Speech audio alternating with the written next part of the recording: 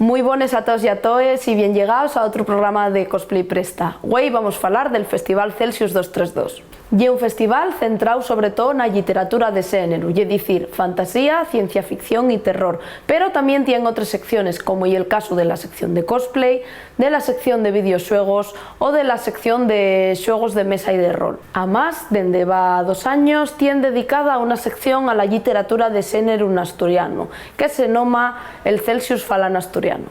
Este año dividióse en 2 días, en el martes y miércoles del festival, y pudimos ver delles novedades de la literatura de xénero fecha en la nuestra lingua.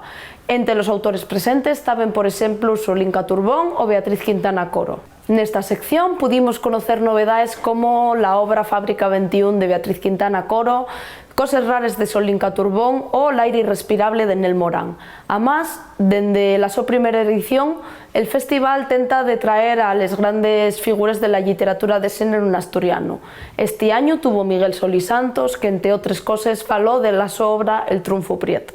Cada año el festival cuenta con autores importantes. Este año tuvimos la suerte de conocer a Holly Black, autora de las crónicas de Spiderwick y de la súper conocida saga del Príncipe Cruel, o a una autora más clásica de la literatura juvenil, como ye Cassandra Clare, conocida por la saga Cazadores de Solhombres.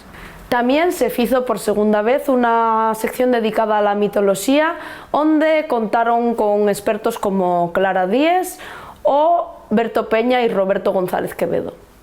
Poco más me queda que contaros, que animavos a asistir sobre todo a la sección de Celsius Falan Asturiano y a les xornais de cosplay. Vémonos en el siguiente capítulo.